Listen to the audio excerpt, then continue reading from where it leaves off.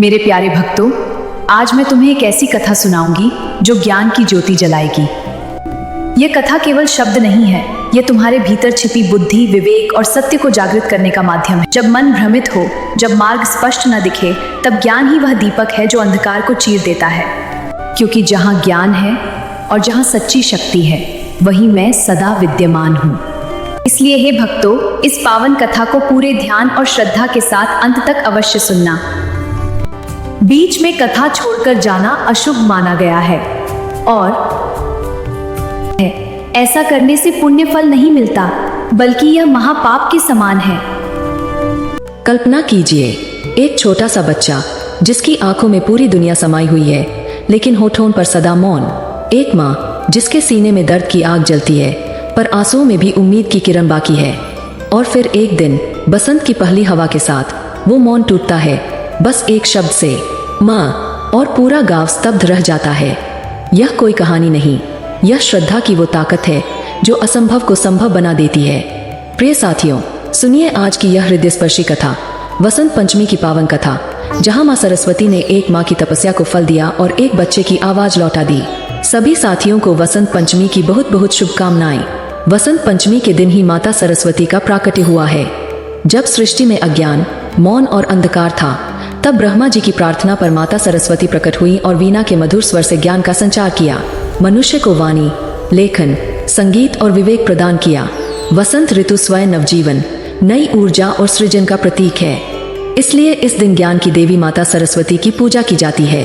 प्रिय साथियों, कथा को अंत तक अवश्य सुने।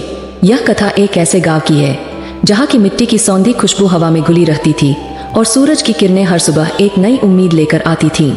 मगर कभी कभी इन्हीं किरणों के साथ घोर निराशा भी उतर आती थी किसी के आंचल में। हमारी यह कथा उसी निराशा से उपजी असीम श्रद्धा और अद्भुत आशा की है। गांव का नाम था सरस्वतीपुर। नाम से ही पवित्रता और ज्ञान का आभास होता था। पर इस गांव में एक माँ थी, यशोदा देवी।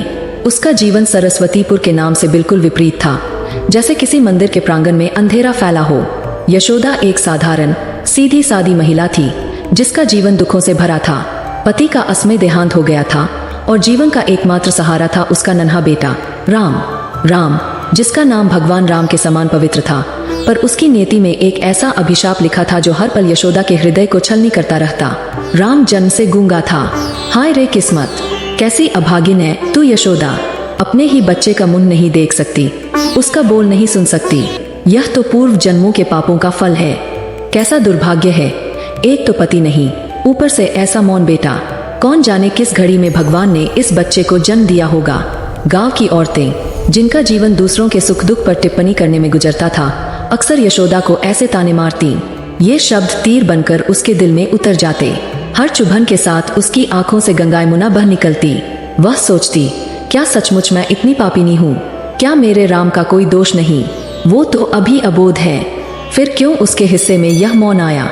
राम, हाँ राम, उसका सुंदर शांत मुखमंडल, उसकी बड़ी बड़ी काली आंखें, जिनमें अक्सर एक सवालिया निशान तैरता रहता। वो अपनी माँ को देखता, जब वो गांव की औरतों के तीखे बोल सुनकर फूट फूट कर रोती। नन्हा राम, जिसे बोलना नहीं आता था, वो अपनी माँ के आंचल में मुंह छिपाकर अपनी छोटी छोटी उंगलियों से उसके आंसू पोंछने की कोशिश करता। माँ, यह एक शब्द था जो यशोदा अपने बेटे के मुख से सुनने को तरसती थी। पर राम बस इशारों में ही अपनी बात कहता। उसकी आंखें, उसका निश्चल स्पर्श, यही उसके शब्द थे जो यशोदा के हृदय की गहराइयों तक पहुँचते। यशोदा के लिए राम केवल बेटा नहीं था, वो उसका जीवन था। उसकी हर सांस राम के लिए चलती थी। उसने राम के होठों पर हजारों बार अपनी उंगलियां फेरी थीं, इस उम्मीद में कि कोई चमत्कार हो जाए और उसके अधर खुल जाए। वो कितनी ही बार आधी रात को उठकर बैठी रहती, राम के मुख की ओर ताकती रहती। हे भगवान, एक बार, बस एक बार मेरे राम को वाणी दे दो, मैं सब कुछ सह लूंगी, हर ताना, हर अपमान। बस वो बोल उठे। गांव के वैद्य, हकीम, साधु संत, कोई नहीं बचा जिसके पास यशोदा राम को लेकर न गई हो। हर दरवाजे पर उसने अपने बेटे के लिए भीख मांगी, मेरे बच्चे को वाणी दे दो। हर जगह निराशा ही मिली। लोग कहते, देवी, यह तो विधाता का लिखा है, इसे कौन बदल सकता है? पर यशोदा का मन हार मानने को तैयार नहीं था। उसकी ममता का सागर कभी सूख नहीं सकता था। जैसे जैसे राम बड़ा हो रहा था, यशोदा की चिंताएं भी बढ़ती जा रही थीं। वो देखती, गांव के दूसरे बच्चे खेल कूद करते, आपस में बातें करते, हंसते रोते। पर राम कोने में बैठा रहता, अपनी मौन दुनिया में खोया हुआ। कभी कभी वो उन्हें खेलते देखता, उसकी आंखों में अजीब सी चमक आती, जैसे वो भी उनकी दुनिया में शामिल होना चाहता हो। पर विवशता की बेड़ियां उसे रोके रखती। यशोदा यह सब देखकर अंदर ही अंदर टूट जाती। वह अपने बेटे को उदास नहीं देख सकती थी। मेरा राम, मेरा बेटा, कोई नहीं है इस दुनिया में जो इसकी पीड़ा समझे। बस मैं इसकी जननी हूँ और मुझे ही इसे इस पीड़ा से मुक्ति दिलानी होगी। यशोदा ने मन ही मन दृढ़ संकल्प कर लिया। गांव में एक पुरानी मान्यता थी। कहते थे कि बसंत पंचमी के दिन विद्या की देवी माँ सरस्वती का आशीर्वाद सबसे अधिक प्रभावी होता है। अगर कोई माँ सच्चे मन से, अटूट श्रद्धा से बसंत पंचमी के दिन माँ सरस्वती का मौन व्रत रखे, यानी उस दिन किसी से बात न करे, केवल मन में देवी का स्मरण करती रहे, तो उसकी इच्छा अवश्य पूर्ण होती है। यह व्रत बहुत कठिन माना जाता था, क्योंकि पूरे दिन किसी भी परिस्थिति में मुख से एक भी शब्द नहीं निकालना था। गांव की कुछ वृद्ध महिलाओं ने यशोदा को इस व्रत के बारे में बताया। बेटी, यह व्रत बहुत कठिन है, तू तो अकेली है, राम को भी देखना होता है, कैसे करेगी? यशोदा ने गहरी सांस ली। काकी, मेरे राम के लिए मैं आग पर भी चल सकती हूँ, यह तो बस मौन व्रत है, मैं सब कर लूंगी। और फिर वो दिन भी आ गया, बसंत पंचमी का पावन पर्व। सुबह की पहली किरण फूटने से पहले यशोदा उठ गई। मन में अदम्य शक्ति संचार हो रहा था। गांव का मंदिर, जहां मां सरस्वती की प्रतिमा थी, फूलों और पीले वस्त्रों से सजाया गया था। वातावरण में धूप अगरबत्ती की सुगंध फैल गई थी। हर ओर बसंत का उल्लास था, पर यशोदा के मन में गंभीर संकल्प की शांति थी। उसने स्नान किया, पीली साड़ी पहनी, जैसे मां सरस्वती का ही रूप धारण कर लिया हो। राम अपनी माँ को इतनी सुबह तैयार देखकर टकटकी लगाए देख रहा था। यशोदा ने उसे बाहों में भरा, माथा चूमा, आंखों ही आंखों में समझाया कि आज वो कुछ नहीं बोलेगी। राम अपनी मौन समझ से माँ के इस मौन को स्वीकार कर रहा था। उसके छोटे से हृदय में भी नई आशा जाग रही थी। उसने माँ के गाल पर हाथ रखकर इशारे से पूछा, सब ठीक हो जाएगा माँ? यशोदा ने मुस्कुराकर सिर हिलाया। उसकी आंखों में विश्वास की लौ जगमगा रही थी। मंदिर में पूजा शुरू हुई। यशोदा सबसे पीछे कोने में जाकर बैठ गई, हाथ जोड़े, आंखें मूंद लीं। कानों में गांव वालों की बातें आ रही थीं। अरे यशोदा आज मौन व्रत पर है, देवी देखें, अगर इसका व्रत सफल हो जाए तो राम की वाणी आ जाए। असंभव, विधाता के विधान को कोई कैसे बदल सकता है? पर यशोदा ने किसी बात पर ध्यान नहीं दिया। उसका मन, चित्त सब मां सरस्वती के चरणों में लीन था। उसका मौन केवल होठों का नहीं, अंतरात्मा का मौन था। एक तपस्या जिसमें उसने सारे विचार, सारी इच्छाएं एक बिंदु पर केंद्रित कर दी।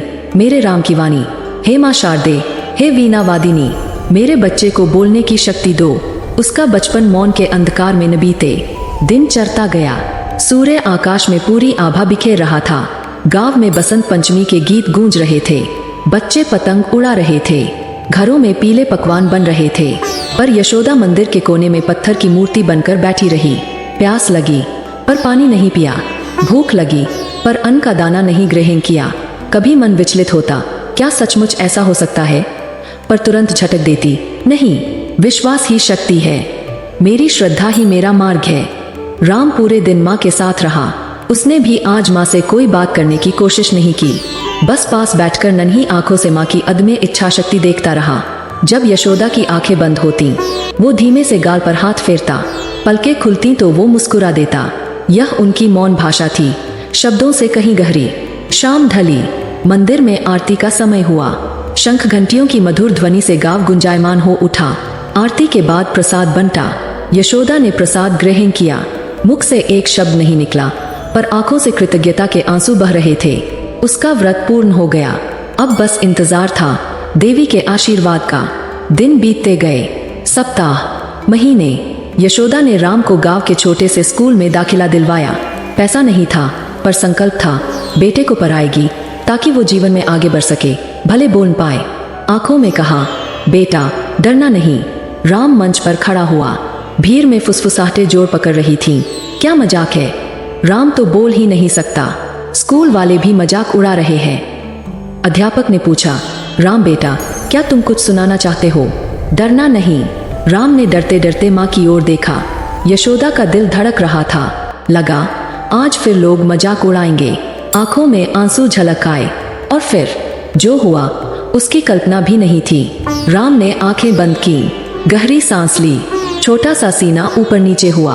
अचानक पूरे गांव ने एक अनसुनी आवाज सुनी, धीरे से पर दृढ़ता से, माँ। पूरा गांव सन्न रह गया। किसी को विश्वास नहीं हुआ। राम, वो गूंगा बच्चा जिसे कभी बोलना नहीं आता था, उसने माँ कहा था। यशोदा की आंखों से आंसुओं की धारा फूट पड़ी। ये आंसू दुख के नहीं, खुशी, आश्चर्य, कृतज्ञता के थे। वो दौड़कर मंच की ओर भागी। सांसें अटक रही थीं। राम भी माँ को देखकर मंच से कूद पड़ा, दौड़कर आया और फिर बोला, माँ। इस बार थोड़ा स्पष्ट, थोड़ा जोर से। यशोदा ने बेटे को बाहों में भर लिया, कसकर गले लगाया। मेरा बेटा, मेरा लाल, तुम बोल रहे हो, मेरा राम बोल रहा है। वो रोती जा रही थी, हंसती जा रही थी। यह खुशी उसके लिए दुनिया का सबसे बड़ा खजाना थी। गांव वाले जो कुछ देर पहले फुसफुसा रहे थे, अब आंखें फाड़े देख रहे थे। उनकी आंखों में भी खुशी के आंसू। यह चमत्कार था, एक ऐसा चमत्कार जिसने सब बदल दिया। अध्यापक दौड़े आए। राम बेटा, तुम सच में बोल रहे हो? राम ने माँ के आंचल में मुंह छिपाया और धीमे से कहा, हाँ माँ। बसंत पंचमी के दिन यशोदा की मौन प्रार्थना, उसकी अदम्य श्रद्धा और निस्वार्थ प्रेम सफल हो गया। माँ सरस्वती ने उसकी तपस्या स्वीकार कर ली। विधाता का लिखा भी माँ की अटल श्रद्धा के आगे झुक गया।